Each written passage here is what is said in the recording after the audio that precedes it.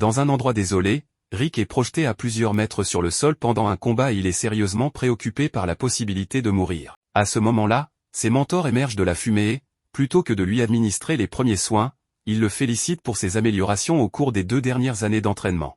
Ils disent qu'il ne devrait avoir aucun problème avec les examens de rang E pour les aventuriers désormais. Les éloges sont agréables, mais il a toujours besoin d'attention médicale. Normalement, les aventuriers dans ce monde sont tous jeunes à cause de la pression physique qu'ils subissent, mais il y a encore quelques adultes qui ne renoncent jamais à leurs rêves. C'est pourquoi Rick essaie toujours de passer l'examen d'entrée. Il se rend au guichet de la réception et demande son ticket d'examen, mais pendant que la réceptionniste confirme ses détails, elle le reconnaît et lui rappelle avec excitation qu'ils se connaissaient auparavant. Rick ne la reconnaît pas au début, mais il se rappelle bientôt qu'il l'a vue pour la dernière fois il y a 2 ans. Ils étaient collègues et elle était vraiment choquée quand Rick a démissionné de son poste sans prévenir, et encore plus quand elle a appris qu'il avait quitté son travail pour devenir aventurier. Rick est un peu embarrassé, car les personnes de son âge, dans la trentaine, ne postulent généralement pas pour devenir aventurier. Normalement, on commence au ranger dans son adolescence et on monte au rang en 1 an ou 2.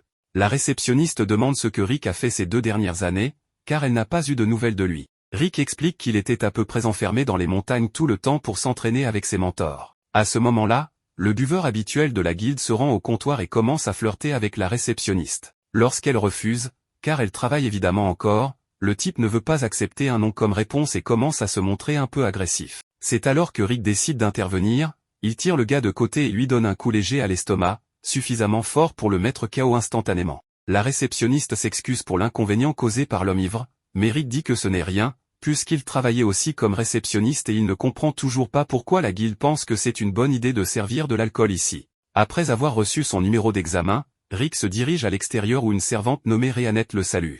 Elle lui demande s'il a terminé son inscription et Rick confirme, la remerciant d'avoir attendu pour lui. En disant cela, il regarde fixement la poitrine généreuse de Rhéanette. Elle le réprimande pour cela, alors Rick essaie de changer de sujet et de parler de son excitation pour l'examen. À l'intérieur, les autres aventuriers sont choqués par l'empreinte de main laissée sur l'armure de l'homme ivre, car cette armure était faite d'acier dense, donc celui qui a fait cela doit être sérieusement fort. 2 gars entre eux reconnaissent l'homme ivre d'une affiche de recherche qu'ils ont vue il y a quelque temps. Son nom est Donro et il est un ancien aventurier de rang à rechercher pour 30 agressions.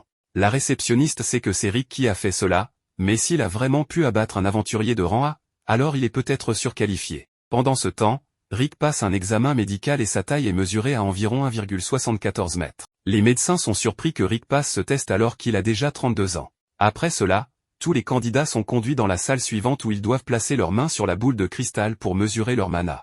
La boule s'illuminera en fonction du niveau de mana d'une personne. Les autres touchent la boule et obtiennent des résultats variés, le plus élevé étant un C, mais quand c'est au tour de Rick, la boule s'illumine à peine. L'examinateur donne à Rick un F pour son test de mana. Les autres candidats commencent à se moquer de Rick pour son faible score en mana lorsqu'il quitte la salle, mais une fois que l'examinateur appelle le prochain candidat, la boule éclate spontanément. Le test suivant mesure les capacités offensives des candidats, et ils sont invités à frapper la tige verte aussi fort qu'ils peuvent. C'est un sac de slim spécial qui peut absorber beaucoup d'impact, donc ils n'ont pas à s'inquiéter de l'endommager.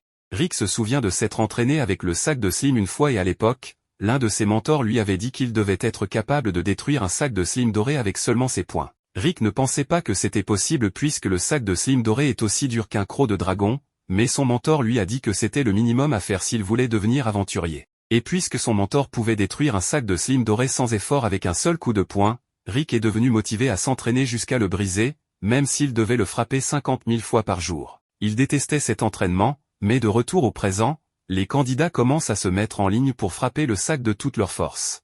Après que le premier candidat l'a frappé, le prochain appelé est le deuxième fils de la famille Diarmui, et il est réputé que sa magie est aussi puissante que celle d'un aventurier de rang C, bien qu'il n'ait que 11 ans. Le garçon commence par lancer un sort de flamme infernale, et tout le monde est surpris, y compris Rick, bien que surpris parce que le sort est si petit. La boule de feu est lancée et touche la cible, et les juges sont en fait impressionnés par la puissance du garçon. Rick est encore plus surpris puisque les boules de feu que son professeur de magie lui lançait étaient beaucoup plus mortelles que ce que ce garçon venait d'utiliser. Naturellement, Rick suppose que la boule de feu du garçon doit être aussi puissante que celle de son professeur, mais peut-être que le garçon l'a réduite pour ne pas détruire le bâtiment. Alors que l'examen de puissance des attaques continue, c'est finalement le tour de Rick. Mais alors qu'il s'avance vers le sac de Slim, l'examinateur l'interpelle et lui demande s'il a vraiment plus de 30 ans. Rick répond oui, alors l'examinateur lui dit qu'il est trop vieux pour faire ce genre de choses.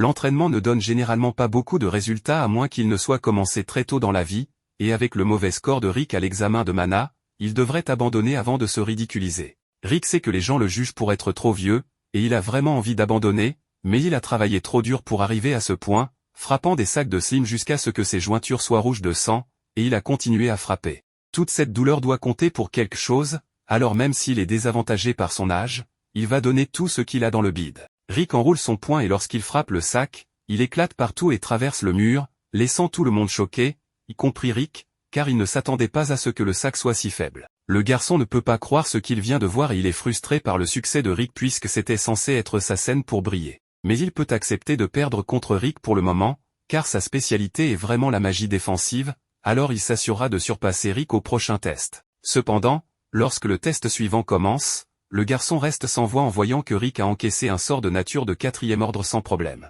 L'examinateur complimente Rick pour être assez compétent pour bloquer ses attaques et Rick apprécie cela plus qu'il fait de son mieux. L'instructeur ne pense pas que Rick donne vraiment tout ce qu'il a, car il n'utilise qu'un sort de premier ordre pour se défendre jusqu'à présent. Il conseille donc à Rick d'utiliser un niveau supérieur de magie défensive à partir de maintenant. Cependant, Rick l'informe qu'il ne sait en fait utiliser que des sorts de premier ordre, donc il fait vraiment de son mieux.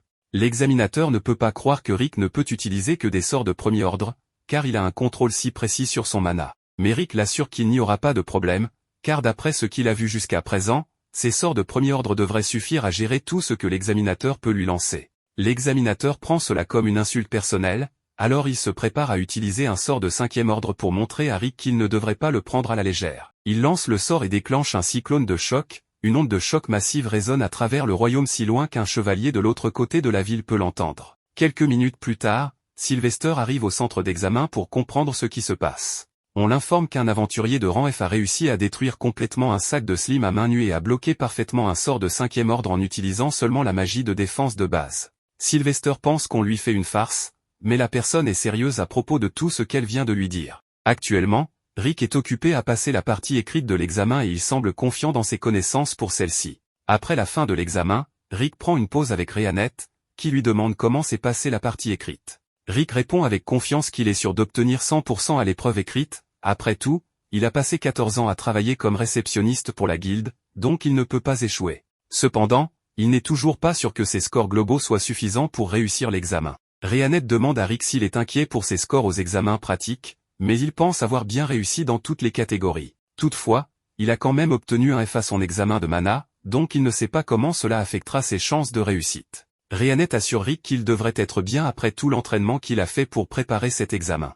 Mais, quelques instants plus tard, le garçon de tout à l'heure vient voir Rick et lui crie dessus pour avoir trop bien réussi les tests. Rick ne sait pas de quoi il s'agit, donc il suppose que le garçon, Fried, s'est perdu ou quelque chose du genre, alors il lui propose de l'aider. Fried est contrarié parce que c'était censé être le jour où il montrerait ses compétences exceptionnelles à tous les paysans, mais Rick l'a surpassé, donc il pleure maintenant. Rick essaie de dire à Fried qu'il n'avait pas l'intention de lui voler la vedette, mais la sœur de Fried arrive déjà et, en voyant son petit frère pleurer, commence immédiatement à crier sur Rick. Rick demande si elle est parente de Fried, alors elle se présente comme Angelica Diarmuid. Fried ne perd pas de temps à dire que cet homme de 40 ans a gâché sa journée. Rick est offensé et dit qu'il n'a que 30 ans, mais Angelica et Fried continuent de l'appeler un homme de 40 ans. Finalement, Angelica jette son gant à Rick pour le défier en duel, et Rick ne réalise pas que c'est un défi, donc il ramasse le gant parce qu'il ne veut pas qu'il soit taché. Malheureusement, selon les coutumes nobles, ramasser ce gant est une déclaration d'intention de se battre, donc Angelica fixe joyeusement un lieu pour commencer le combat.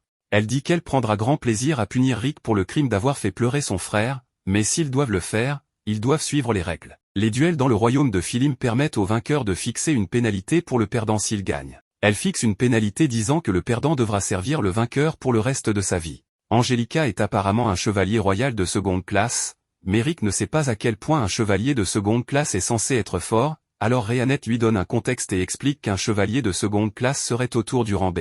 Rick commence à paniquer parce qu'il sait que les aventuriers de rang B sont capables de vaincre de grands monstres seuls, mais Rhéanette ne pense pas que ce soit un gros problème et demande à Rick de se retenir pour ne pas finir par la tuer. Rick ne peut pas imaginer se retenir contre quelqu'un de rang B alors qu'il est encore de rang F, car il n'a toujours pas de contexte pour savoir à quel point il est vraiment fort. Rhéanette lui dit donc de simplement avoir foi en tout l'entraînement qu'il a fait pendant les 2 dernières années. Tout à coup, tous les moments d'entraînement traumatisants qu'il a dû traverser lui reviennent en mémoire, donc il finit par vomir. Rick maudit Rhéanette de l'avoir fait revivre une telle torture, mais elle lui rappelle que s'il a pu survivre à tout ça, il ne devrait pas avoir de problème à affronter Angelica. Après tout, il est membre de la plus forte équipe du continent, donc il devrait avoir un peu plus de foi en lui-même. Rick réalise qu'elle a raison, donc il se lève pour affronter Angelica sans peur. Il n'est toujours pas sûr de la façon dont son niveau actuel de force va tenir face à un chevalier de seconde classe, mais il est trop tard pour s'en inquiéter maintenant. Angelica est convaincue qu'elle est beaucoup plus forte que Rick, alors elle promet de se retenir pour qu'il ne meure pas et commence à charger son attaque.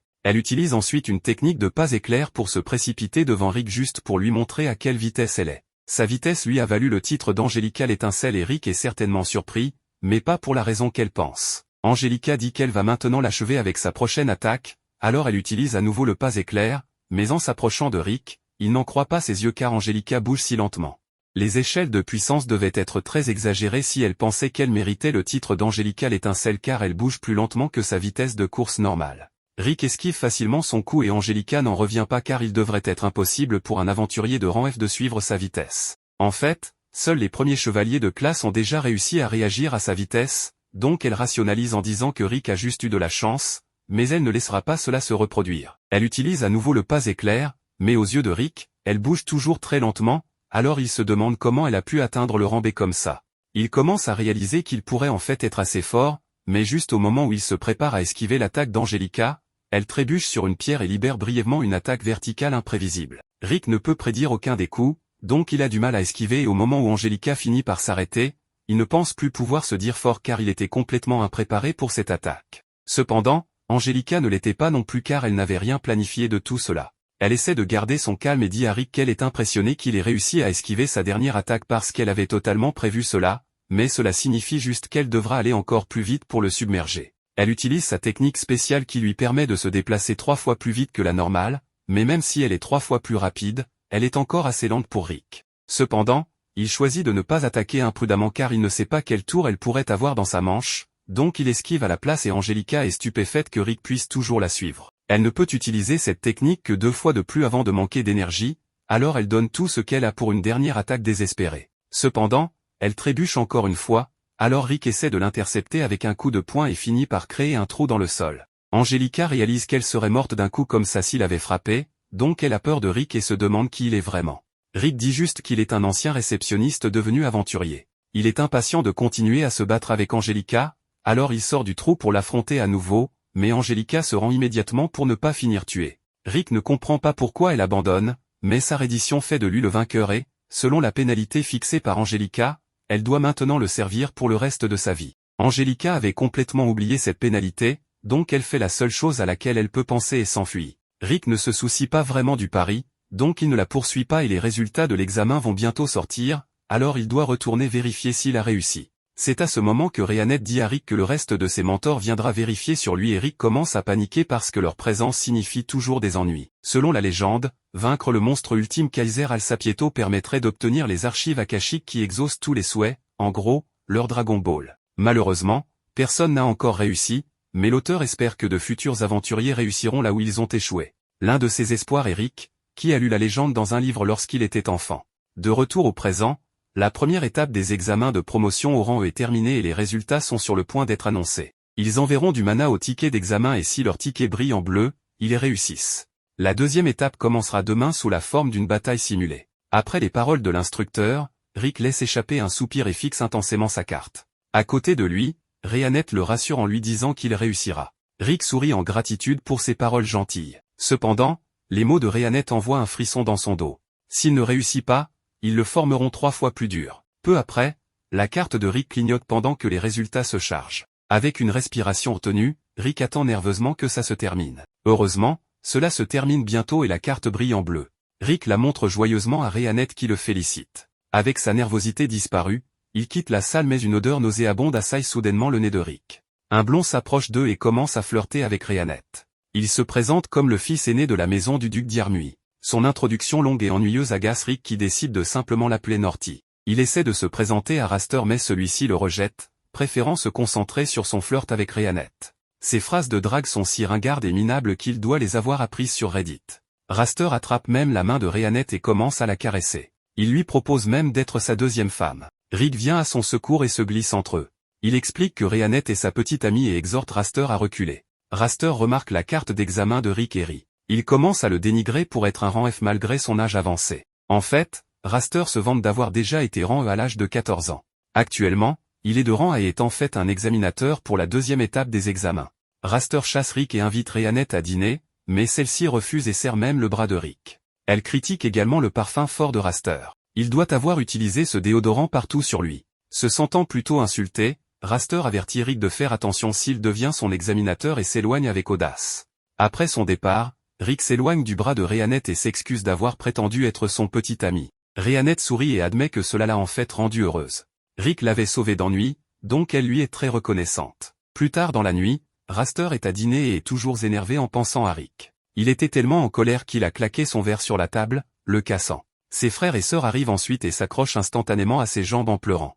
Il s'agissait de Fried et Angelica. Il commence à raconter à Raster comment un homme d'âge moyen les a intimidés. Raster est stupéfait que quelqu'un ait fait pleurer ses adorables frères et sœurs. Cependant, la description lui fait immédiatement penser à l'homme qu'il a rencontré plus tôt, Rick. Après avoir demandé plus de détails à ses frères et sœurs concernant l'identité de l'homme, il sourit méchamment. Le lendemain, Rick est très nerveux à propos de son examen. Si Raster devait être son examinateur, il le rendrait sûrement plus difficile que nécessaire. Heureusement, une autre personne s'approche bientôt d'eux et se présente, il s'agit de Lynx Loroth, celui en charge du deuxième examen de Rick. Rick se réjouit car ce n'est pas Raster, mais Lynx est en réalité un fan de Rick. Lynx est tellement impressionné par la détermination de Rick à devenir aventurier malgré ses 32 ans. En tant qu'homme d'âge moyen lui-même, il est motivé en regardant Rick. Il partage même comment il est devenu aventurier à 24 ans. En fait, Lynx espère encore atteindre le rang A malgré ses 40 ans passés. Cela lui a pris 20 ans pour atteindre le rang B, mais il n'a pas abandonné. Les deux vieux reconnaissent la passion de l'autre et se serrent la main.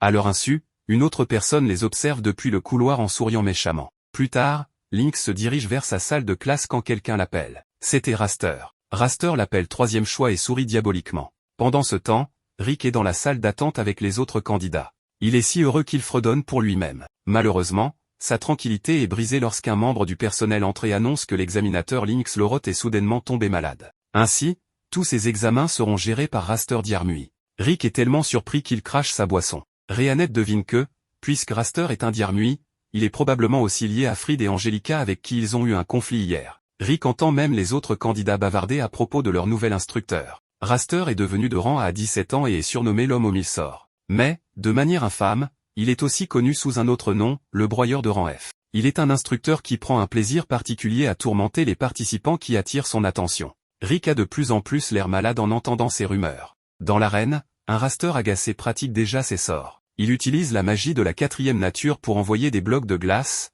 remplissant tout le champ de débris de l'impact. Derrière lui, un vieil homme en costume l'appelle, c'était un de ses gardes d'élite. Pendant ce temps, Rick continue de faire les 100 pas frénétiquement dans le couloir, se demandant ce qu'il va faire car il est certain que le rang à Raster ne le laissera pas passer l'examen. Il dit à Rhianette qu'il est tellement effrayé qu'il veut s'enfuir et rentrer chez lui. Mais s'il le fait, son maître triplera son entraînement et cela le mènera à une toute autre expérience de l'enfer. Rhianette dit à cet enfant immature de ne pas se laisser ébranler par ce que les autres disent de lui et de se concentrer plutôt sur le côté positif. Elle pense que les critiques des gens peuvent aussi être utilisées pour gagner en confiance. Elle-même croit en les capacités de son ami et reconnaît sa force même si Rick lui-même a abandonné. Rhianette met sa confiance en lui et est certaine qu'il réussira l'examen.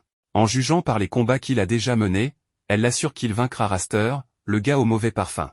Rhianette révèle que depuis le jour où Rick a choisi de devenir aventurier et de quitter son travail de réceptionniste de guilde, elle a toujours cru en lui. Elle a placé sa confiance en lui et croyait qu'il réussirait à atteindre son objectif. Alors, Rhianette se lève et dit à Rick de croire en elle, car de cette manière, il pourra croire en lui-même. Le discours motivant de Rhianette redonne confiance à Rick, alors il la remercie d'avoir toujours été là pour le soutenir. Sortant de nulle part, un jeune garçon en cape mystérieuse apparaît devant Rick et exige l'attention de Rick et Rhianette. Il leur demande si l'un d'entre eux participe à l'examen en cours. Fier, Rick annonce qu'il est le candidat. Le garçon en cape lui demande s'il rencontre des difficultés à cause de son âge avancé. Avant que Rick ne puisse répondre, le garçon se proclame voyant et propose de prédire l'avenir de Rick. Rick trouve cela sceptique, alors le garçon promet que rien de suspect ne se passe et offre de lui dire sa première prédiction gratuitement. Puisque la première prédiction est gratuite, Rick décide d'essayer même s'il ne croit pas en ce genre de choses.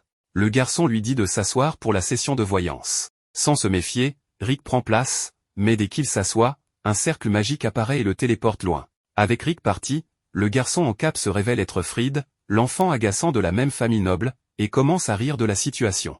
Rhéanette ne prend pas ce genre de farce à la légère et détruit les environs en un instant, indiquant clairement au garçon qu'il n'aurait pas dû les embêter. Elle le saisit par le col et exige de savoir où est Rick. Effrayé pour sa vie, Fried révèle à Rhéanette qu'il n'a envoyé Rick qu'à 100 mètres d'ici. En effet, Rick se retrouve près de la rivière derrière le lieu de l'examen. Le majordome de la famille Diermuy arrive alors avec des voyous et s'excuse auprès de Rick, lui disant que ce qui va se passer n'est rien de personnel, juste des affaires. Rick pense que ces brutes l'ont pris pour quelqu'un d'autre, mais le majordome lui assure que ce n'est pas le cas et explique que les voyous à ses côtés sont les gardes de la famille Diermuy. Rick réalise que ces 3 gamins de la famille Diermuy ont envoyé le majordome et les gardes parce qu'ils ne voulaient pas participer aux examens. Complètement en infériorité numérique, Rick abandonne mentalement et physiquement, mais à ce moment-là, les 3 membres seniors de son groupe arrivent et demandent à Rick pourquoi il est ici au lieu de participer aux examens. Terrifié par ses propres coéquipiers, Rick ment en disant qu'il s'entraînait avec ses gars avant de passer l'examen réel. En entendant cela, le grand orc Bron décide de se joindre à eux. Les gardes de Diermuy ne comprennent pas ce qui se passe, alors ils attaquent Bron, mais leurs armes se brisent en le touchant. Bron, ne sachant pas que ces voyous cherchent à blesser Rick, les laisse partir facilement. Mais contrairement à l'orc stupide, le second membre du groupe, Misette, comprend instantanément la situation et punit les gardes de Diermuy en utilisant sa propre magie imbriquée de mitrailleuse. Avec la plupart des gardes mis hors d'état de nuire, l'un d'entre eux prend désespérément Aliceret, la 3e membre de l'équipe de Rick, en otage. Bronstone conseille aux voyous de lâcher la petite fille en disant qu'elle est la plus dangereuse de tous, pour éviter qu'elle ne les tue tous accidentellement. Rick leur dit que ses perdants avec leur couteau essaient juste de jouer avec elle, mais les voyous ne sont pas d'accord et agrippent le col d'Aliceret, la blessant. Elle décide alors de leur donner une leçon et libère une magie de 7e niveau. Apparemment, cette fillette de 10 ans est la mage la plus puissante de sa génération et, en raison de sa destructivité, elle est connue sous le nom de l'enfant démon de la ruine. Le majordome des Diermuy reconnaît Misette comme le prodige minin mi-elfe de 50 ans, malgré son apparence. Il est si intellectuellement génial qu'il peut inventer des technologies de centaines à des milliers d'années dans le futur. Le majordome reconnaît également l'orc nommé Bronstone Ashork, qui possède non seulement une force surnaturelle mais aussi une grande intelligence. En plus, il a maîtrisé toutes sortes de sorts de soutien. Misette, Bronstone et Aliceret sont tous les 3 des aventuriers de rang et font partie de la même équipe d'aventuriers, le Point d'Orichalque. Naturellement, le vieux majordome mouille son pantalon et se rend, décidant de prendre sa retraite et de vivre le reste de sa vie en paix après avoir rencontré de telles légendes en personne. Malgré ses actes émotionnels, Aliceret apprend une leçon au majordome et à ses sbires et les envoie voler. Avec l'affaire réglée, Rick retourne à la salle d'examen et trouve Rhéanette tenant toujours Fried par le col. Voyant que Rick va bien, Rhéanette jette Fried contre le mur pour s'en débarrasser. Lynx, qui est gravement battu, s'approche de Rick et lui révèle que Raster Diermuy l'a battu pour prendre en charge l'examen de Rick. Voyant un homme aussi bon dans un état si misérable, Rick décide de le venger et lui promet de faire payer Raster. Avec une détermination totale, il se dirige vers le champ de bataille où Raster s'amuse à tourmenter les aventuriers de rang F et avec un visage bien serré nous pouvons déjà imaginer ce qui va arriver à Raster vu les précédents exploits de Rick. Pendant que Raster s'amusait à tourmenter les pauvres stagiaires dans la cour,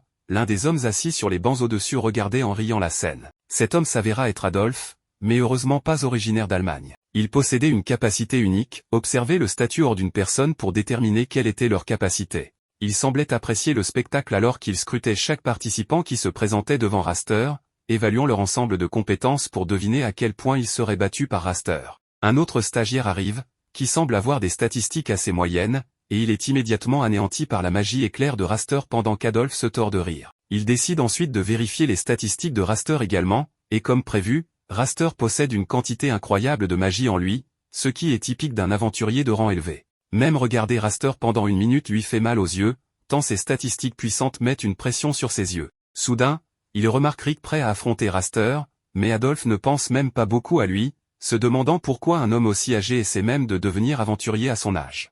Il décide quand même de vérifier ses statistiques, et à sa grande surprise et horreur, il découvre que Rick a les statistiques maximales dans toutes les catégories, à l'exception de la magie. Le simple fait de regarder les statistiques de Rick pendant quelques secondes lui fait mal aux yeux comme jamais, le faisant rouler par terre de douleur. Pendant ce temps, de l'autre côté du stade, Rhéanette trouve également Alyssa, venue regarder l'examen final de Rick. Elle l'invitait à s'asseoir avec le reste de son groupe. Au début, Alyssa est effrayée de voir un orc et un vampire démon assis là, mais Rhéanette la rassure et elle s'assoit. L'orc demande à Rhéanette ce qu'elle pense de Rick en ce moment, et sans hésitation, elle répond que Rick réussira facilement l'examen. Alyssa, cependant, n'est pas au courant de la force de Rick et affirme qu'elle n'est pas très sûre, car Raster est un grand qui submerge les stagiaires faibles avec sa magie supérieure. L'orc semble inquiet, mais quand il apprend que Raster est un aventurier de rang A, il se calme en affirmant que cela ne devrait pas poser problème pour Rick sur le champ de bataille. Raster le félicite pour ses gardes, mais lui dit de ne pas trop se surestimer, car les gardes sont à la fin de simples roturiers, alors que lui est un prodige de rang A et un duc du royaume du Nord. Rick demande pourquoi Raster est devenu aventurier, et l'arrogant répond qu'il était un génie,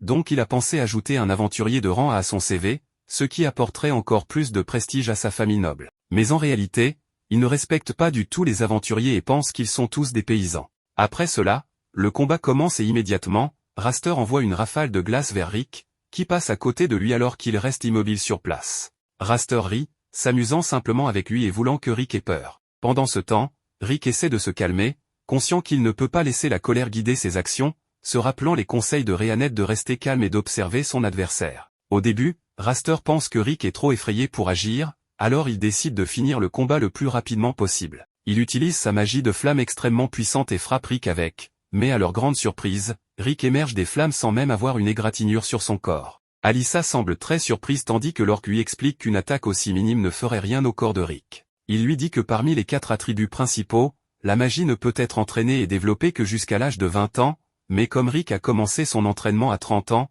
il n'y avait aucun moyen d'augmenter sa réserve de mana incroyablement petite. Pour cette raison, l'orque a décidé de se concentrer principalement sur sa résistance physique. Pour commencer son entraînement, il a fait porter à Rick des poids de cheville de 100 kg et l'a forcé à courir à travers une forêt entière remplie de serpents démoniaques. De retour sur le champ de bataille, Raster décide d'utiliser un sort encore plus puissant de son arsenal et frappe Rick avec sa magie du vent, envoyant des vagues de vent tranchants et orageux vers lui, mais encore une fois, Rick reste debout à sa position sans bouger d'un pouce. Cela rend Raster un peu en colère et il utilise un sort de foudre sur lui, mais Rick persévère à nouveau comme un champion. Alyssa est vraiment confuse par cela, alors Rhéanette lui révèle le secret que Rick est aussi fort qu'un aventurier de rang S à ce stade, mais le problème est qu'il ne le sait pas lui-même. Quand l'orque l'entraînait, il mentait à Rick en lui disant que même un aventurier de rang F pourrait faire mieux que lui, alors que Rick brisait des rochers avec ses poings. De retour dans l'arène, Raster perd complètement son sang-froid et commence à tout donner, envoyant plusieurs combinaisons de magie de terre, de foudre, d'eau, de feu et de vent sur Rick en même temps. Cette fois, il pense que le vieux participant serait définitivement mort, mais à sa grande surprise, lorsque la poussière se dissipe, Rick émerge en brisant l'énorme rocher en deux. Raster est choqué par la robustesse du corps de Rick, alors il décide de prendre les choses en main. Il utilise la magie pour renforcer son corps et rend son poing plus dur que l'acier alors qu'il se précipite vers Rick à une vitesse extrême. Rick, cependant, ne bouge pas de sa position et lance simplement un coup de poing nonchalant qui entre en contact avec le poing de Raster, qui est immédiatement repoussé. Rick décide qu'il a assez observé et conclut que même si Raster a une quantité incroyable de mana, il ne s'est jamais assez entraîné car il a obtenu tout ce qu'il voulait facilement. À cause de cela, chaque mouvement de ce noble gâté est complètement brut et inefficace. Cela donne à Rick une confiance folle alors qu'il réalise qu'il n'y a aucun moyen qu'il puisse perdre contre cet homme désastreux. Raster devient enfin sérieux et décide d'utiliser la magie de feu la plus puissante de son arsenal, mais une fois de plus, même après avoir tout donné, le souffle de feu de Raster est facilement bloqué par Rick qui utilise simplement sa main pour arrêter l'attaque. Raster se précipite immédiatement vers lui pour une attaque surprise, mais Rick n'est pas facilement dupé et contre-attaque immédiatement. Heureusement, Raster a réussi à transformer son corps en acier, ce qui l'a à peine sauvé d'être pulvérisé. Même après tout cela, Raster n'est pas prêt à reconnaître les compétences de Rick et appelle cela une coïncidence. Cela enrage Rick alors qu'il se souvient de tout l'entraînement qu'il a dû subir, comme survivre dans le nid d'un dragon, courir à travers des explosions et même se noyer dans un étang venimeux. Il se souvient comment Misette l'a poussé d'une falaise, comment Alice l'a écrasé sous un rocher et comment il a été frappé par des troncs d'arbres tombant pendant l'entraînement avec Rhéanette. Heureusement, l'orque connaît une magie de guérison spéciale qui peut ressusciter un homme s'il est mort très récemment, et c'est ainsi que Rick a réussi à dépasser ses limites dans l'arène. Raster utilise sa magie de terre pour lier Rick avec de très fortes racines, tout en commençant à chanter un long sort qui crée une multitude de racines autour de lui, l'enveloppant complètement. Rapidement, il devient attaché au golem d'arbre et dit à Rick de dire ses prières, car il ne quittera pas cette arène en vie. Rick crée un petit souffle d'air, l'une des magies les plus basiques de ce monde, mais il a confiance en lui car il a pratiqué cette magie des millions de fois.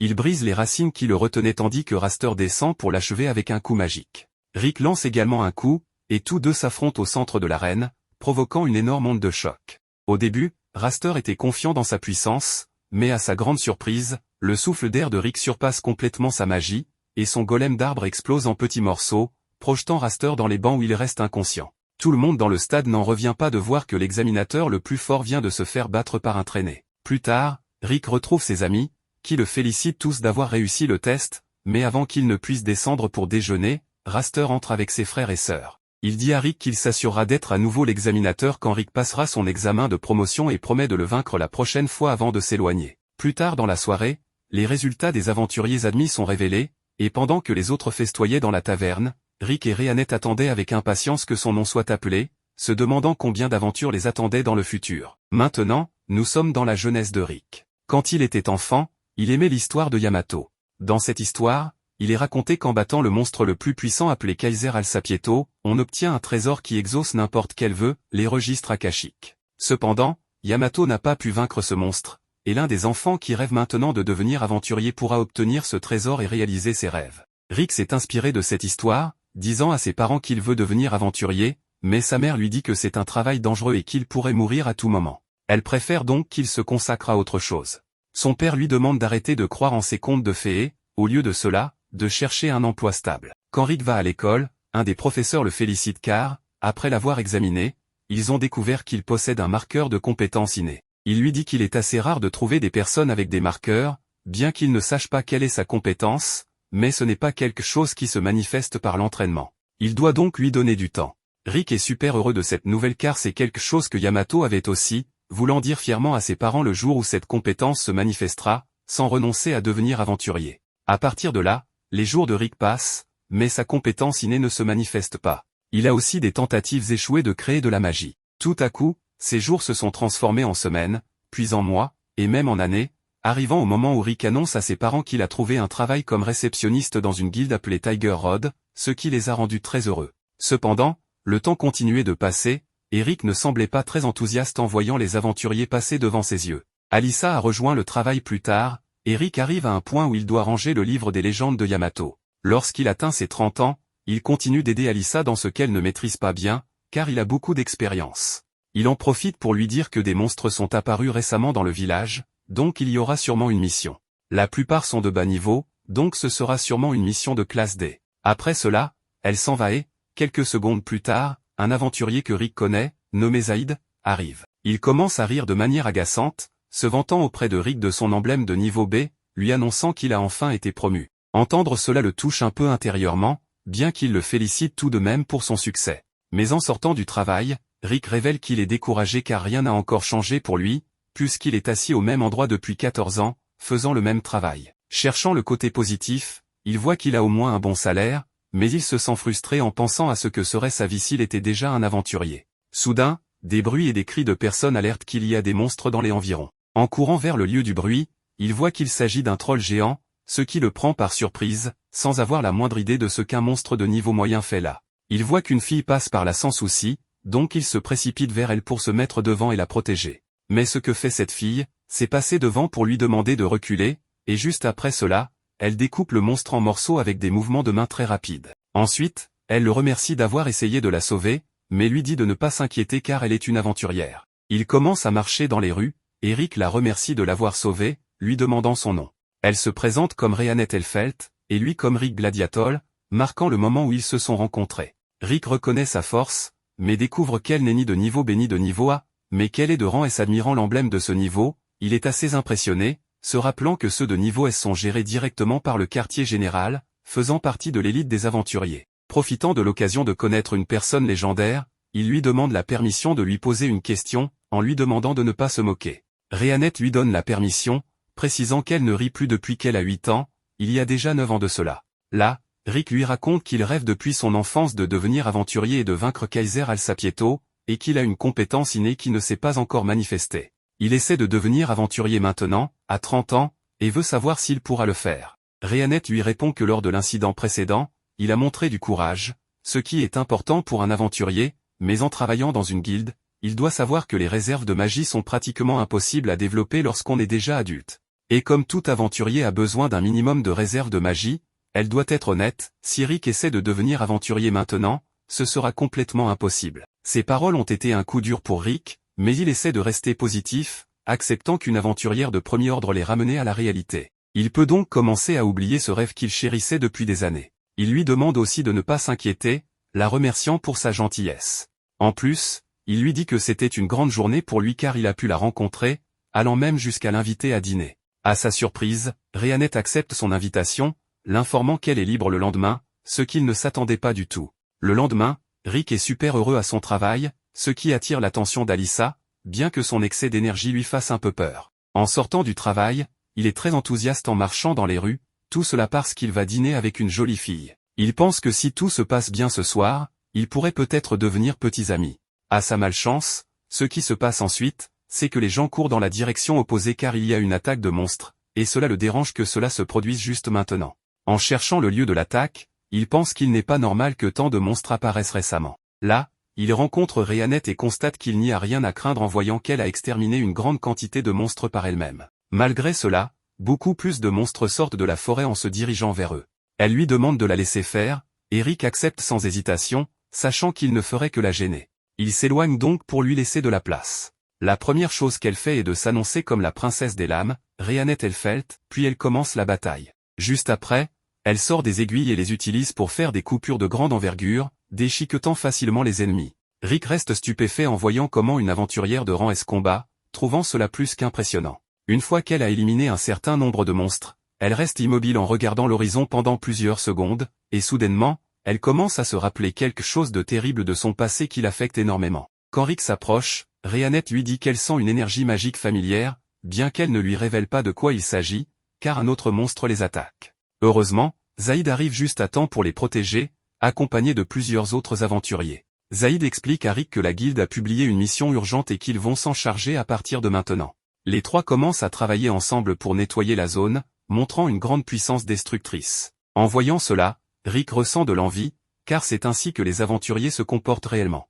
Ensuite, Rick dit à Rhéanette de ne pas s'inquiéter car Zaïd est de niveau B, mais elle précise que ce n'est pas suffisant et que c'est très dangereux, car un dragon est à proximité. Elle lui raconte aussi que son corps a un traumatisme et que sa magie devient incontrôlable quand elle sent la magie d'un dragon. Juste après cela, le dragon vole au-dessus d'eux, et tout le monde est choqué de voir un monstre de haut niveau. Rick suppose que les monstres fuyaient le dragon.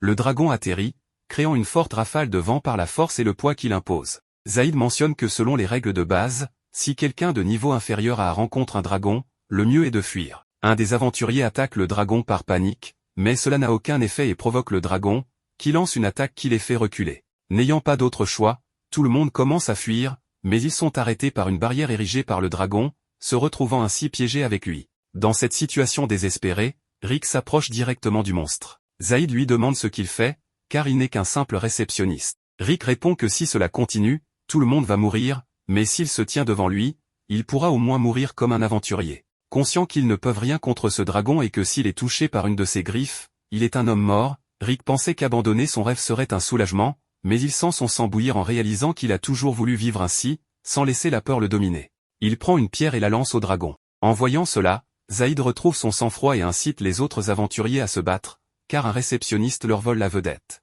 Les trois lancent des attaques contre le dragon, mais aucune ne lui fait de mal, et il voit le dragon commencer à préparer son souffle. Zaïd réagit rapidement en utilisant la magie du corps d'acier sur eux tous, leur permettant de survivre à l'attaque puissante du dragon grâce à cette magie défensive, bien que tous soient complètement affaiblis. Rhéanette est toujours incapable de faire face au dragon à cause de son traumatisme, mais Rick sort des décombres pour s'approcher du dragon et déclarer qu'il réalisera son rêve. Juste après, le monstre l'écrase avec une de ses pattes, mais soudain, le système active la compétence de Rick. Il parvient à se libérer de la patte du dragon, commençant à irradier une aura de grande puissance. Rhéanette est perplexe, car une telle quantité de magie émane de lui qu'elle est visible à l'œil nu.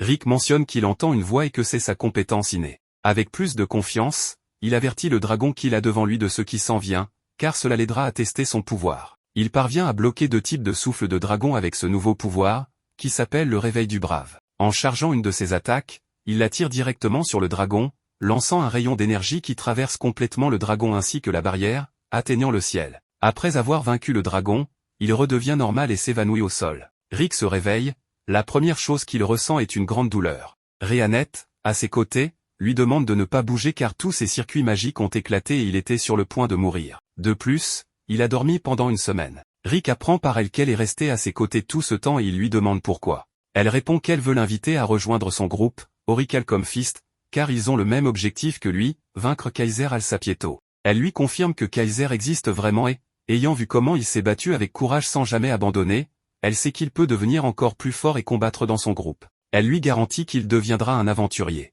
Rick est plus que surpris d'entendre cela, mentionnant que c'est la première fois qu'on lui dit cela. Il demande si en essayant vraiment, il peut devenir un aventurier, même à ce stade de sa vie. Rhéanette lui répond sans hésiter que oui, laissant Rick verser des larmes de bonheur. De retour à l'actualité, Rick entend finalement le numéro 4242, ce qui signifie qu'il a réussi l'examen. Peu après, Rhéanette le félicite, car il est maintenant un aventurier certifié. Il mentionne que tout cela est grâce à eux, mais aussi à son passé, à lui-même qui n'a jamais abandonné, déclarant qu'il est maintenant un aventurier, un de ses rêves qui est enfin devenu réalité. Un jour, Loroth, l'ancien examinateur de rang E, traverse une forêt dense. Il y a quelques jours, Rick lui avait rendu visite à l'hôpital, où il avait été envoyé après avoir été battu par Raster. Lorsqu'il apprit que Rick avait réussi l'examen et vaincu Raster, il le félicita chaleureusement et lui demanda s'il pouvait lui rendre visite. À sa surprise, Rick fit une grimace terrible mais accepta tout de même sa demande. C'est pourquoi il voyage maintenant à travers la forêt, portant son meilleur équipement. À sa confusion, les indications que Rick lui avait données le conduisirent à un château d'apparence étrange. La mâchoire de Loroth tomba en voyant l'énorme porte du château. Il décide nerveusement de prendre la petite porte latérale et sonne la cloche, mais il fut surpris de voir Rick ouvrir nonchalamment l'énorme porte à la place. À l'intérieur des murs du château, un magnifique jardin l'accueille, sans aucun monstre en vue. Cela confond Loroth car Rick lui avait demandé de porter l'armure en venant. Mais quand il lui a dit cela, Rick répond sérieusement que l'armure est pour qu'il puisse rentrer chez lui vivant. À l'intérieur du château principal, Rhéanette accueille Loroth. Une petite fille mignonne leur fait également joyeusement signe, et Loroth souhaite que sa fille puisse grandir aussi joyeusement qu'elle. À son grand choc, la petite fille lance soudainement et sans avertissement une magie de foudre de niveau signature sur lui, sans même chanter quoi que ce soit. Heureusement, Rick se met devant lui et dévie la foudre vers un mur proche. Rick gronde ensuite la petite fille, Aliceret, pour avoir jeté de la magie dans la maison. Aliceret boude et fait remarquer que Rick n'a pas encore joué avec elle, mais Rhéanette intervient et menace de réduire son repas. Cela fonctionne immédiatement sur la petite fille, qui s'excuse profusément auprès de Loroth. Rick demande alors à Loroth d'attendre un peu pendant qu'il joue avec Aliceret. Rhéanette conduit ensuite Loroth à une chambre d'amis pour attendre. Loroth regarde autour de la pièce et voit quelqu'un dans la cour depuis la fenêtre. Il décide de sortir et se présente au gars. Le gars, en retour, se présente sous le nom de Misette.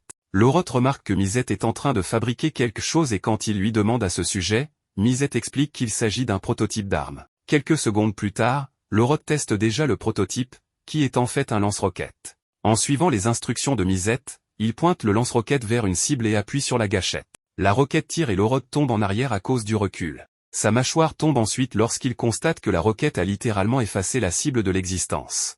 Misette n'était même pas impressionnée, mais Loroth pouvait déjà voir les implications d'une telle arme si elle venait à être produite en masse, leur monde changerait définitivement. Loroth retourne au château en se demandant pourquoi toutes les personnes dans le château sont si absurdement fortes. Une autre scène le choque lorsqu'il voit un orque à l'intérieur d'une des pièces. L'orque le sentit facilement à l'extérieur et l'invita à entrer. À l'intérieur de la pièce, Loroth pouvait voir que des étagères recouvraient pratiquement tous les murs. Il devine que l'orque doit être l'intellectuel du groupe de Rick, et l'orque admet qu'il est celui qui entraîne principalement Rick. Quand Loroth apprend cela, il demande à l'orque s'il peut également participer à cette formation. Après tout, si Rick pouvait devenir assez fort pour vaincre Raster, alors il y avait peut-être aussi de l'espoir pour lui. L'orque regarde ses yeux et reconnaît sa détermination, il accepte donc de lui donner un peu d'entraînement. Pendant ce temps, Rick cherche Loroth quand il apprend de Misette qu'il a vu Loroth marcher dans la forêt avec Brufston, l'orque. Rick est immédiatement horrifié et inquiet pour son ami car il sait à quel point Brufston est masochiste. Quant à Loroth, il tombe maintenant d'une falaise avec 2 boules de fer attachées à ses pieds. Loroth en faisant ses adieux à sa fille en acceptant son sort alors qu'il plonge vers la mort. Heureusement, Loroth atterrit sur quelque chose de mou, mais malheureusement, il atterrit dans une scène étrange, il a atterri dans le ventre d'un sanglier sauvage que Rhéanette avait chassé pour leur dîner. Il remercie Rhéanette de l'avoir sauvé et explique comment Brufston l'a poussé de la falaise plus tôt après avoir mis des poids à ses pieds. Sans Rhéanette, il serait sûrement mort à l'instant. Rhéanette répond alors que c'est vrai parce que Brufston est habituellement celui qui tue Rick. Loroth est de nouveau horrifié, mais Brufston choisit ce moment pour apparaître et traîner le pleurant Loroth, boule d'acier et tout, à nouveau dans la forêt pour continuer leur entraînement. Le soleil allait se coucher quand Loroth fut enfin ramené au château, reconnaissant d'être encore en vie. Rick arrive et le gronde pour avoir cru Brufston, le mettant en garde de ne jamais croire les membres du point d'Orichalque lorsqu'ils disent qu'ils vont y aller doucement avec lui ou qu'ils ne le referont plus jamais. Pendant ce temps, les mêmes membres font remarquer à Rick qu'il avait déjà prédit que cela pourrait arriver, donc c'est sa faute s'il invite encore un ami chez eux. Après cette journée mouvementée, Loroth et Rick partagent une tasse de thé préparée par Rhéanette. Loroth a sûrement eu une journée très fatigante, mais ses yeux n'avaient pas été vus pendant tout l'épisode. Lorod demande alors à Rick comment sa relation avec Rhéanette a évolué, mais Rick nie timidement qu'ils soient en couple. Lorod sourit et encourage Rick à ne jamais abandonner l'espoir et à simplement trouver le bon moment pour développer leur relation. Lorod rejoint ensuite les membres du Point d'Oricalque pour le dîner. Il complimente Rhéanette pour sa cuisine magistrale tandis que les autres membres lui demandent des secondes, de la bière et du vin. Rhéanette se lève pour aller chercher plus de nourriture et l'orque chuchote rapidement à Rick de l'aider. C'est un de ces bons moments où il peut marquer beaucoup de points auprès des dames. Après que Rick quitte la salle à manger, Lorod demande aux autres membres d'Oricalque s'ils savent quelque chose sur la compétence innée de Rick. Brewston répond que c'est le genre de compétence qui ne s'active que dans certaines conditions, donc Rick ne pouvait malheureusement pas la démontrer. Mais malgré tout cela, la force de Rick est déjà au niveau S en fait, lorsque sa compétence s'active, il est encore plus fort qu'eux, ce qui étonne et surprend Lorod. Puisque Lorod travaille au centre, Brewston lui demande s'il est au courant des cristaux magiques également connus sous le nom de 6 grands orbes. Lorod prétend en avoir entendu parler dans la légende de Yamato. Après avoir informé Lorod de l'objectif combiné du Point d'Oricalque pour vaincre Kaiser Alsapieto, Brewston poursuit en lui parlant des 6 grands orbes. Ces 6 copies des pierres d'infinité sont apparemment la clé pour ouvrir les portes connectées au royaume appelé l'origine spirale. Ce royaume, plus précisément ce donjon, est censé être situé à la toute fin de ce monde et au tout fond de ce donjon. Le légendaire monstre Kaiser Alsapieto est censé se reposer dans son sommeil. Ces 6 grands orbes ne s'activent que tous les 200 ans et, par commodité, ces 6 grands orbes devraient s'activer à peu près maintenant. Misette affirme que ces orbes émettent une puissante magie et que les personnes qui travaillent à la capitale devraient être au courant de ces choses. Lorod prétend toujours ne rien savoir des cristaux magiques, mais il promet à tous qu'il parlera avec le service de renseignement secret s'ils en savent plus à ce sujet.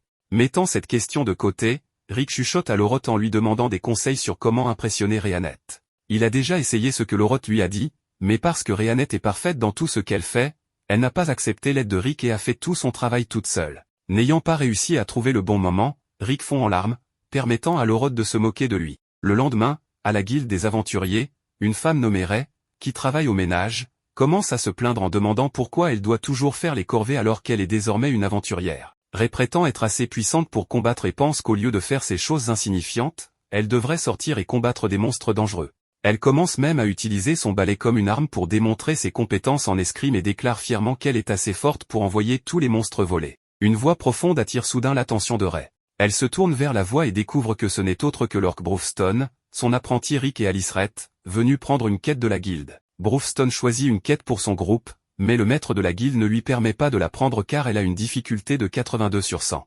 Brewston affirme qu'il peut facilement accomplir une quête de cette difficulté, mais le maître de la guilde refuse toujours. Pendant ce temps, Ray avec son balai ne comprend pas quel genre de groupe d'aventuriers bizarres ils ont formé. Ils ont un orque qui parle et qui porte une petite fille sur son épaule, sans parler du grand-père de 40 ans qui les accompagne. Ray ne comprend pas non plus pourquoi le maître de la guilde agit de manière si stressée devant eux et pourquoi il s'incline constamment devant eux. Rick, étant la seule personne raisonnable ici, lit les exigences de la quête et découvre que leur groupe doit compter 4 membres au total, avec au moins 2 membres de rang A. Il y a déjà 2 membres de rang S dans leur groupe, mais il manque le 4e membre. Rick propose alors de recruter un membre temporaire pour la quête. Brewston se tourne vers le maître de la guilde en lui demandant son aide pour recruter le membre temporaire. En un instant, le maître de la guilde se tourne vers Ray et lui dit de les rejoindre, lui demandant si toutes ces vantardises précédentes ne signifiaient rien.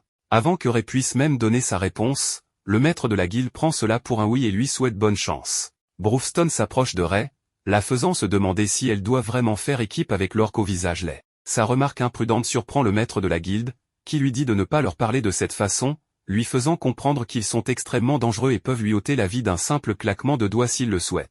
Cependant, Ray ne croit toujours pas qu'un vieil homme et une simple enfant puissent représenter un quelconque danger. Quoi qu'il en soit, elle rejoint l'équipe, car elle est vraiment impatiente de voir ce qui se trouve dans le monde réel. Rick nous révèle que Lorod leur a déjà dit que l'un des 6 grands orbes est leur véritable objectif dans cette forêt et c'est pourquoi ils ont accepté cette quête pour trouver ce cristal magique. En chemin, Ray, qui est une aventurière de rang F, commence à avoir pitié de Rick en apprenant qu'un vieil homme comme lui est encore de rang E. Quoi qu'il en soit, Aliceret localise le cristal magique et commence à se diriger directement vers lui. De l'autre côté, Misette, qui est seule avec Aliceret au château, tente sa chance avec elle et se fait justement punir par elle, car elle casse son précieux gadget d'espionnage en dizaines de morceaux. L'équipe de Rick localise un wyvern et sa vue effraierait. Cela devient encore pire lorsque l'orque frappe le wyvern au visage et l'envoie voler, faisant réaliser à Ray que l'orque est le seul monstre ici. Brewston utilise le cadavre du wyvern mort pour attirer plus de wyverns vers eux et, comme si c'était un jeu d'enfant, lui et Aliceret brûlent toute la horde de wyverns vivantes. Un wyvern rouge, apparemment aussi puissant qu'un dragon, cible Rick et Ray. Selon Ray, un wyvern rouge est dit être si puissant que même les aventuriers de rang A ne peuvent le vaincre, elle pense donc que leur meilleure option sera de s'enfuir puisque tous les deux sont des aventuriers novices. Mais Rick ne part pas, car il est entièrement confiant qu'il est assez fort pour s'occuper seul de ce dragon. Voyant à quel point cet aventurier de rang E est courageux, Ray décide également de rester et de combattre le wyvern aux côtés de son coéquipier. Elle déclare que son idole est la légende Yamato et que, puisque son idole ne laisserait jamais ses camarades derrière, elle ne veut pas non plus le faire. Rick respecte sa décision et lui dit d'agir comme son soutien, mais avant même qu'elle puisse contribuer au combat, Rick abat le wyvern rouge d'un seul coup, faisant sortir ses yeux de sa tête de stupeur. Le lendemain matin, Ray est de nouveau occupé à procrastiner pendant son service de nettoyage. Le maître de la guilde l'approche en lui demandant comment s'est déroulée sa quête avec ces fous furieux. Ray lui dit que, lorsqu'ils ont terminé de subjuguer les wyverns, l'orque a pris les restes pour les cuisiner pour le dîner. Le maître de la guilde déclare que les aventuriers de rang S ont tendance à être fous comme ça et la motive également involontairement à devenir une aventurière de rang S avec cet objectif en tête. Ray part s'entraîner car elle veut grimper dans les rangs et donne le balai au maître de la guilde en lui disant de faire le ménage à sa place. Les membres du point d'Orichalque retournent au château et montrent la fleur rouge, le premier des 6 grands orbes, à Misette, qui a l'idée d'utiliser la fleur rouge pour localiser les 5 autres orbes. Il utilise un sort magique appelé cartographie de la Terre sur la fleur rouge, ce qui crée littéralement une carte holographique montrant que le prochain orbe se trouve dans un endroit appelé Erotopia, un pays célèbre pour leur amour du combat et des sports. Il y a 400 ans, cet endroit était un petit pays principalement composé de déserts. Le 4e roi, Alexandre Eractopia, a vu une colonie appelée Phalangicée et a décidé d'y construire le Colisée. Il y organisait des compétitions de combat et y participait lui-même, combattant à main nue, utilisant uniquement son corps. Il devint un champion invaincu après 10 000 combats. À mesure que sa renommée se répandait sur tout le continent, des combattants venus de tous horizons venaient défier le roi pour tenter de briser son invincibilité, tandis qu'Eractopia prospérait en tant que royaume de prestige et de vigueur immense. Face à ces démonstrations de force, Phalangicée, où se trouvait la reine, devint la capitale de ce royaume. Aux côtés du point de l'Orichalque, Rick, le gladiateur, se tient devant l'énorme statue de l'homme connu sous le nom d'Alexandre, le roi du pugilat. Bron aurait adoré se battre au moins une fois contre cet homme mythique, bien que Rick pense qu'un tel duel aurait pu provoquer la fin du royaume tout entier. Rhéanet observe que ce type de combat comme divertissement perdure encore aujourd'hui et reste une partie centrale de la tradition de cet endroit, ce que Rick comprend, car la profession de combattant à Eractopia est extrêmement courante. Ils ont même un nom spécial pour ceux qui se battent dans ces événements, on les appelle des pugilistes. Sur ce, le groupe se met en route à la recherche du joyau qu'ils sont venus chercher. Malgré le fait que cette ville soit habituée à voir des brutes à chaque coin de rue, l'un des habitants est terrifié lorsqu'un orque gigantesque l'approche. Rick voulait juste obtenir des informations, mais l'homme prend peur et s'enfuit. Comprenant qu'il ne fera aucun progrès ici, Rick suggère qu'il cherche des informations sur les 6 joyaux à la mairie. Cependant, le cri d'une jeune fille sans défense attire l'attention du groupe, et il voit une femme bête se faire harceler par un homme. Bron s'approche pour poser une question, mais l'homme prend offense à la présence de l'orque, avertissant qu'il est un pugiliste et qu'il n'a donc pas peur des ennuis. Bron ne semble pas intimidé et commente même que le chauve n'a pas l'air très fort, ce qui énerve encore plus l'homme, qui défie alors l'orque à un combat dans une ruelle voisine. En quelques secondes, Bron bat l'homme, qui accepte maintenant de répondre à leurs questions. Il se présente sous le nom de Gold, tandis que la fille chat s'appelle Milicia. À l'endroit au but, la bête sage montre la fleur écarlate aux locaux et leur demande s'ils ont vu quelque chose de similaire dans les environs. Tous deux pensent avoir vu quelque chose de semblable quelque part à proximité, bien qu'ils ne sachent pas exactement où. Derrière le groupe, une foule se rassemble pour assister à l'ouverture du tournoi du roi du pugilat. Gold s'excite et révèle qu'il s'agit du défilé d'annonce du tournoi de la ville, où le vainqueur devient le champion des pugilistes. La fille chat est impatiente que ces 2 mois menant à l'événement passent rapidement. Ce festival est si important qu'environ 500 000 spectateurs viennent à Eractopia chaque année pour y assister. Encouragé par la foule, il voit un pugiliste nommé Kelvin Wolwolf, qui a remporté le tournoi du roi du pugilat 5 fois, dont 3 fois consécutivement. Admirant le combattant porté par un éléphant à travers la foule, Gold rêve d'atteindre un jour ce niveau. En parlant d'un joyau sphérique brillant, Milicia remarque que la ceinture de champion de Kelvin porte une relique identique à celle vue par les étrangers. Bron la reconnaît comme étant leur souverain, l'un des 6 joyaux.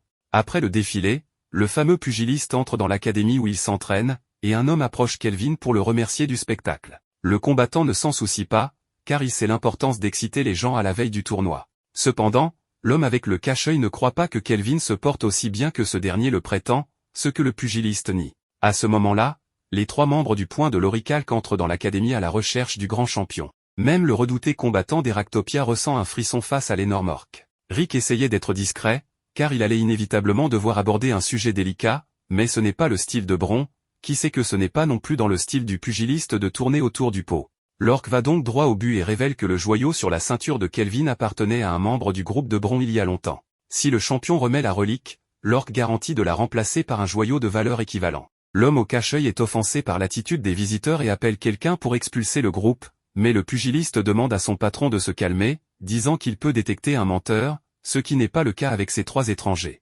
Cependant, il refuse de remettre le joyau, car cette ceinture est spéciale pour le peuple d'Eractopia et fait partie de la fierté de ce pays. En d'autres termes, la seule façon d'accéder à la ceinture est de gagner le tournoi du roi des points. Bron comprend les circonstances et s'excuse pour le dérangement, tandis que Rick se demande s'ils vont simplement laisser tomber. En suivant le chef du point de l'Orical Corps de l'Académie, l'homme au cache-œil pense qu'il devrait donner une leçon à ces étrangers présomptueux, mais Kelvin est sûr que les 2 seraient morts si les choses en étaient arrivées à un affrontement avec ces 3-là. Après tout, le pugiliste a remarqué la présence intimidante de la servante et est certain qu'elle possède des capacités surprenantes. Quant à l'homme, bien que semblant normal, il semble avoir entraîné son corps à un degré extraordinaire et possède une aura difficile à comprendre. Enfin, Kelvin sait que l'orque porte en lui une puissance absolue. Dehors, Bron révèle son plan de devenir un pugiliste pour gagner l'événement et obtenir la ceinture. Pour entrer dans le tournoi, il faut passer les préliminaires organisés dans l'est et l'ouest du royaume, puis progresser à travers les rondes jusqu'à gagner le bloc où tout le monde est également qualifié.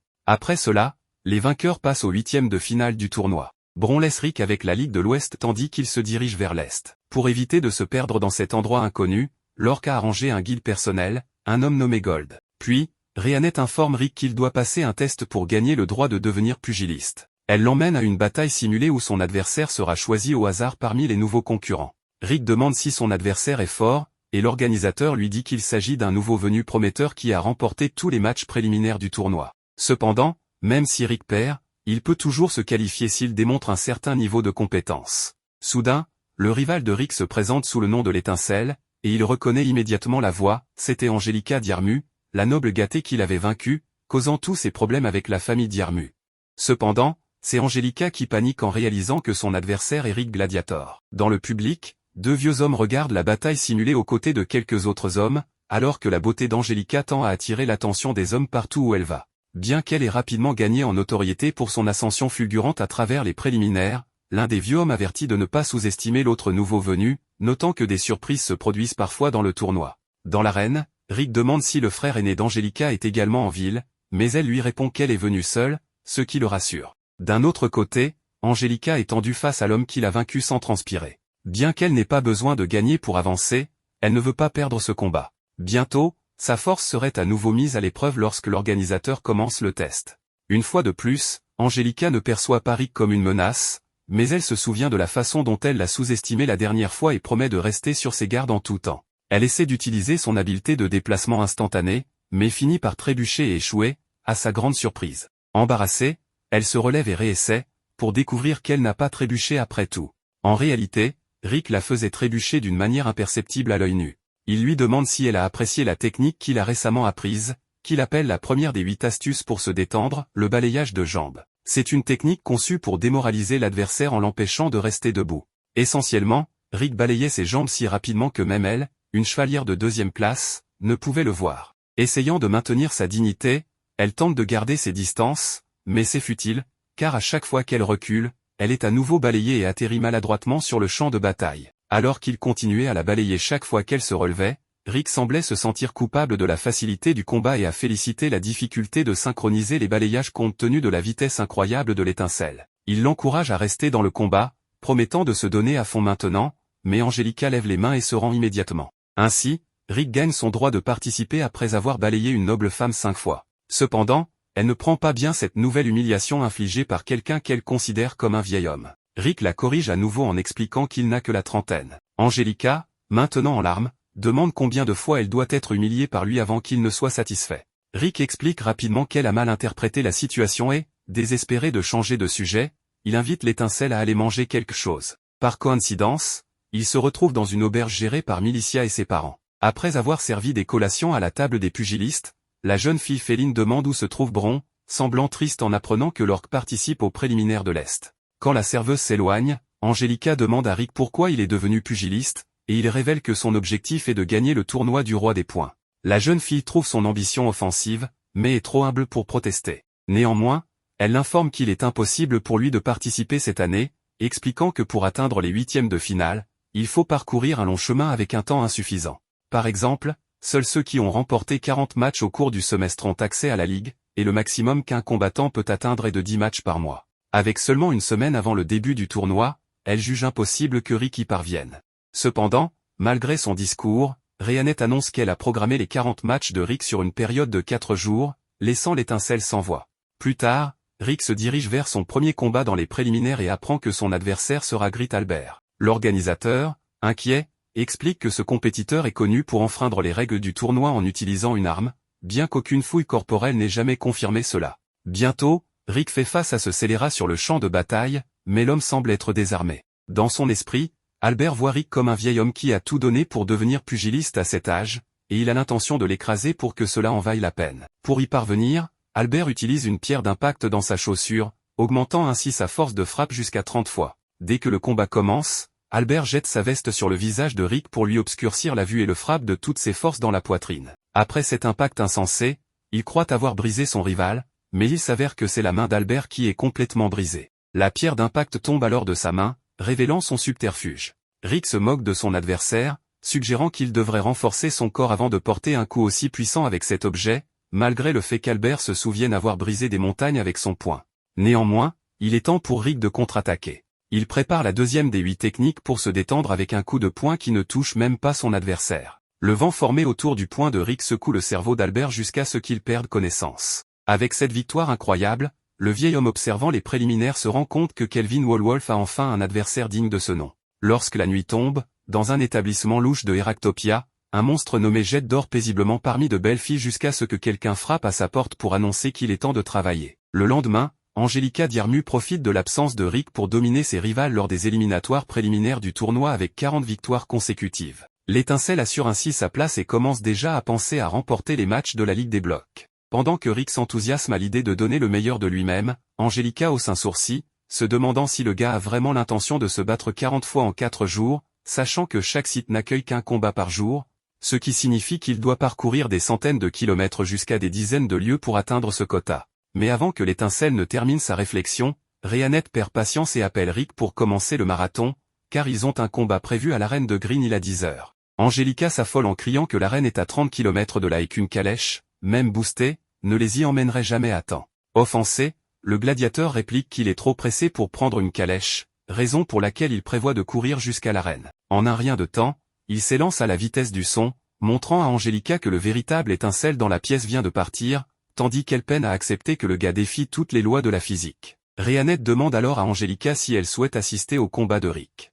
Angelica adorerait, mais n'a aucune idée de comment y arriver à temps. L'elfe propose donc de l'emmener d'une manière que l'humaine n'aurait jamais imaginée, en sautant de toit en toit à une vitesse surréaliste, la portant dans ses bras. En arrivant à l'arène de Green Hill, Rick est surpris de trouver Angelica effondrée dans les coulisses. Bien qu'elle soit arrivée, la fille n'a pas réussi à voir le combat à cause de sa panique. Quoi qu'il en soit, Rick se sent quelque peu soulagé de ne pas avoir de public, surtout qu'il fait une grave erreur avec le troisième de ses 8 secrets pour se la couler douce.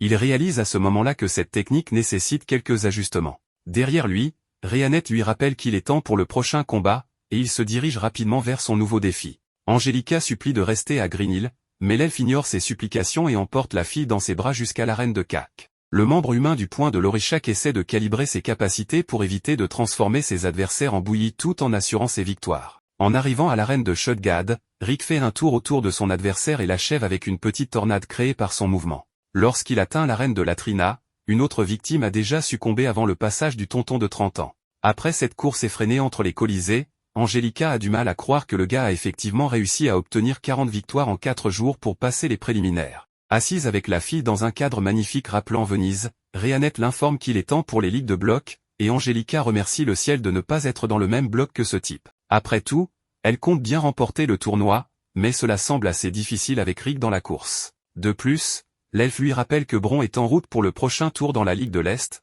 l'orgue de Ransk qui a entraîné le gladiateur. En entendant cette nouvelle, il semble que les espoirs d'Angelica de remporter le championnat s'évanouissent complètement. Rheanet mentionne alors que Rick est parti pour la région de Tonia, ce qui pousse l'humaine à se maudire de ne pas être surprise que le gars entreprenne tout simplement un aller-retour de 600 km à pied. Changeant de sujet, Elle fait remarquer que l'elfe pourrait se sentir mal à l'aise que les gens la voient si souvent aux côtés de Rick, ce qui pourrait leur faire penser que les deux sont impliqués. Mais la servante ne s'en soucie guère, car elle nourrit une grande affection pour l'homme. Gênée par la réponse, Angelica fait semblant de ne pas s'en préoccuper. Soudain, le gérant de l'établissement apparaît, paniqué et désespéré car il n'a pas assez de travailleurs à temps partiel. Il supplie les deux dames de l'aider d'une manière plutôt inhabituelle, son front exprimant toute sa détresse. Pendant ce temps, Rick atteint sa destination et est approché par une figure étrange qui connaît son nom, c'est Snap Resurrect, le président du comité de gestion de la Ligue de l'Ouest. Snap a entendu parler de la course historique du gladiateur lors des éliminatoires et salue le compétiteur. À ce moment-là,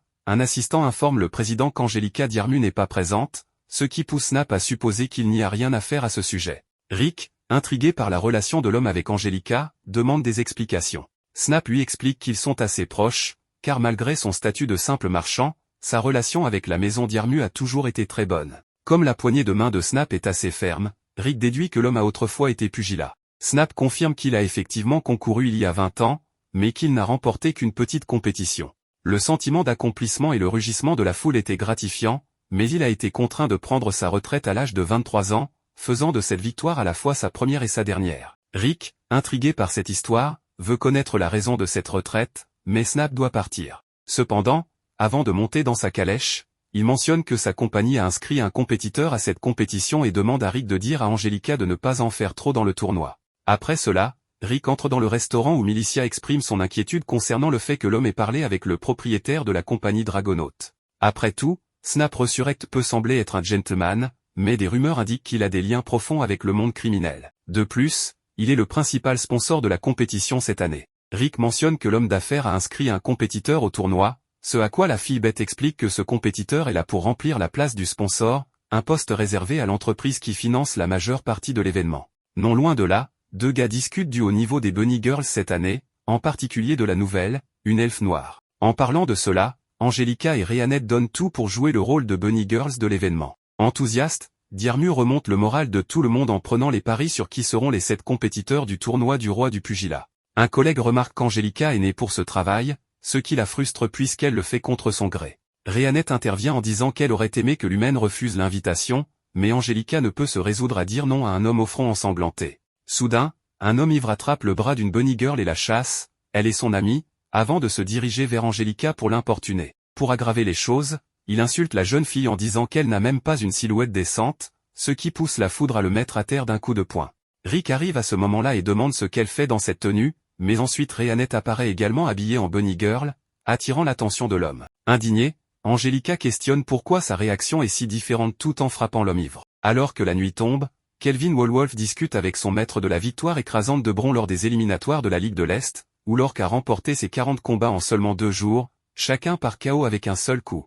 Malgré cela, Kelvin se souvient également que Rick avait réalisé une performance similaire, ce qui lui fait penser que le championnat de cette année sera très amusant pour lui. Il y a des années, le maître de Wolwolf suit un homme à travers les rues sales et en ruine d'une ville jusqu'à ce qu'ils atteignent la porte d'une structure. À l'intérieur, il voit la bête qui va devenir le célèbre champion du tournoi du roi des pugilats, empilant des hommes vaincus tout autour de l'endroit. Le maître demande s'ils sont en présence du loup vorace, ce que Kelvin confirme, tout en voulant savoir si le vieil homme fait partie d'un gang cherchant à régler ses comptes. Mais le maître a l'intention de recruter le combattant, l'invitant à Eractopia où il trouvera richesse et gloire. Face à une offre aussi irrésistible, Kelvin fait une expression que son maître n'a pas vue depuis longtemps, une expression qui est finalement répétée lorsque la bête découvre qu'il a 2 rivaux dignes dans la compétition. Le lendemain, Rick et Rhéanette tentent de consoler Angelica après son passage en tant que bunny girl, mais rien de ce qu'ils disent ne semble apaiser la fureur de Diarmu. Rick mentionne alors qu'il a parlé avec Snap Resurrect la veille, mais Angelica fait semblant de ne pas savoir qui c'est. Plus tard, le groupe se rend au lieu où commence la prochaine phase, où un seul participant de chaque bloc se qualifie pour le tournoi final. Lors du premier combat du bloc A, Hélène Thomasson affronte Angelica Diarmu. Angelica démarre le match avec son fameux pas instantané, mais son adversaire avec ses réflexes aiguisés, esquive et contre-attaque. Dans la foule, Rick commente que Diarmu semble tendu, et Rhéanette acquiesce. Malgré cela, avec beaucoup d'efforts, la jeune foudre parvient à vaincre Thomasson et avance à l'étape suivante. Lorsque c'est au tour de Rick, il utilise la 3e étape des 8 secrets pour se la couler douce. Au fil des heures, Rick et Angelica continuent d'avancer, maintenant la même intensité jusqu'à atteindre les tours suivants. Il ne reste alors plus que 4 combats, et aucun d'eux ne peut se permettre de perdre s'ils veulent accéder aux éliminatoires. Diarmu ne ralentit pas et encercle Tyler Blitz, son prochain adversaire, avec sa vitesse bien connue, combinant son mur d'eau avec la flèche de foudre pour remporter ses combats. Mais cet adversaire échappe à la tactique indemne. Contre toute attente, le grand gars égale la vitesse de la foudre et la frappe d'un coup puissant, mettant fin au combat. Après la défaite, Angelica est soignée par une infirmière. En attendant la jeune fille à l'extérieur de la salle, Rick mentionne que la force défensive de son adversaire est immense, mais malgré cela, elle a insisté sur une stratégie qui l'a visiblement épuisée. Angelica perd patience et s'enfuit à travers la ville jusqu'à ce que Rick la convainque de parler calmement. Elle confesse alors que Snap Resurrect est son fiancé parce qu'il l'a aidé lorsque ses parents sont morts dans un accident il y a environ 1 an. Les enfants ont repris la gestion des terres des Dyrmu, mais leur manque d'expérience a conduit la maison à de sérieux problèmes financiers. C'est alors que le grand-père avare de la famille intervient et conclut un accord avec Snap. Désireux de nouer des liens avec la noblesse, Snap offre une somme d'argent colossale en échange du mariage avec Angelica. Avec son esprit lent, Rick réalise enfin que la jeune fille est fiancée au lézard et en devient fou, tandis qu'elle ajoute qu'elle a enquêté sur l'homme en essayant d'annuler son engagement avec lui et a découvert qu'il allait devenir le principal sponsor de l'événement. Elle est sur le point de terminer sa pensée, mais une agitation provenant d'un bar attire leur attention. À l'intérieur, Tyler Bleeds tente d'aider une fille attaquée par un homme lézard, mais il est terrassé d'un seul coup. Après cela, le lézard tourne sa fureur contre la fille, exigeant quelque chose en retour pour avoir renversé sa bière. Angelica intervient contre le lézard, bien qu'elle craigne sa force. Juste au moment où la créature est sur le point de frapper l'humaine, Rick protège sa compagne. À cet instant, Snap apparaît et demande à Get, son compétiteur, de se retenir jusqu'au tournoi, ce que le pugiliste fait en fuyant le bar. Rick demande qui c'était, et Snap révèle qu'il s'agissait de Get Resurrect, son jeune frère, une brute qui s'emporte pour un rien. Comme personne ne peut supporter ce gars, il est devenu tellement arrogant. Cela dit, Snap montre qu'il est heureux qu'Angelica soit en sécurité, car le bien-être de sa future femme est son trésor le plus précieux. Alors que l'homme d'affaires s'éloigne, Rick interroge Angelica sur la connexion entre l'engagement et le fait que Snap soit le principal sponsor du tournoi. Angelica explique que la somme d'argent échangée pour l'engagement était si énorme qu'après avoir vérifié les actifs de la compagnie Dragono, elle a découvert qu'il n'avait presque rien, et que ce tournoi est la dernière chance de Snap pour récupérer sa fortune. En d'autres termes, l'événement est déjà truqué, et le lézard utilise la place du sponsor pour manipuler le résultat, ce qui explique pourquoi Angelica s'implique. Elle veut gagner le tournoi et ruiner la compagnie de son fiancé. Le problème, c'est que pour y parvenir, elle doit vaincre Get, ce qui semble impossible. Face à ce défi, Rick propose de former Angelica. Le lendemain, le duo ne perd pas de temps pour se mettre au travail, même si la tâche s'avère beaucoup plus difficile que ce que la jeune fille avait initialement imaginé. Angelica, avec des poids attachés sur tout son corps, chacun pesant 60 livres, reçoit le conseil de ne jamais désactiver son habilité de renforcement corporel si elle ne veut pas mourir. Elle exige une meilleure explication pour cette folie, mais Rick l'ignore et commence à courir,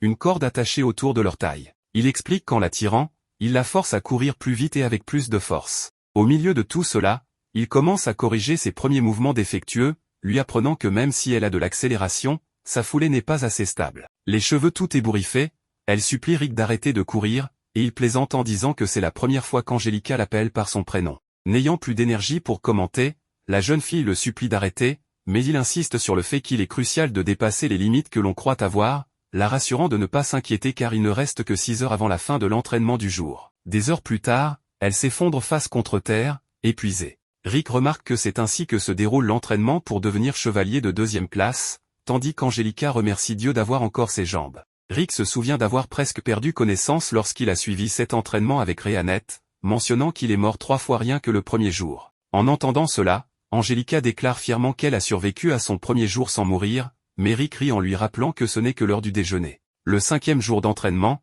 elle profitait de son déjeuner par un après-midi ensoleillé, convaincue qu'elle ne pourrait pas maintenir ce rythme jusqu'à la fin. Au moins, elle était dans un endroit isolé, savourant son repas où personne ne pouvait la déranger, pas même Rick. Mais juste au moment où elle pense cela, son professeur apparaît à la fenêtre, ayant cherché dans tout le royaume pour la trouver. Frustrée, Angelica se plaint qu'il s'est écoulé moins de 15 minutes depuis qu'elle a essayé de se cacher. Rick en profite pour prendre du thé tandis qu'Angelica lui demande quand il va arrêter de boire et commencer à la gronder pour s'être enfui. Mais Rick la surprend en expliquant qu'il comprend son désir de fuir. En fait, lui-même s'est enfui des dizaines de fois pendant ces 2 années d'entraînement épuisant, mourant des milliers de fois dans le processus.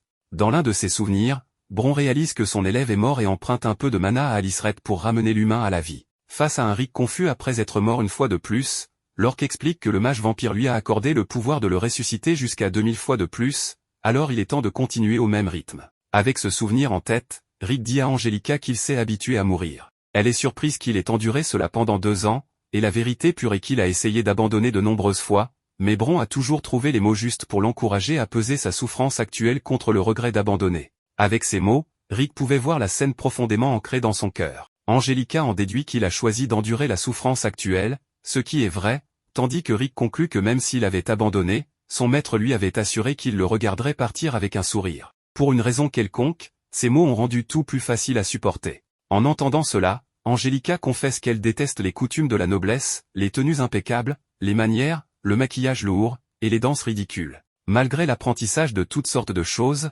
elle a toujours détesté chaque partie de ces règles d'étiquette. C'est pourquoi elle a décidé de contribuer à la maison d'Yarmui en tant que combattante. Son rêve est de devenir la première chevalière de classe spéciale, donc elle croit que ses efforts actuels penchent également vers la souffrance présente. Avec sa motivation renouvelée, la célèbre étincelle se rappelle, grâce à son professeur, que son style de combat est une version modifiée de la technique de l'épée des chevaliers, la rendant plus puissante avec une épée en main.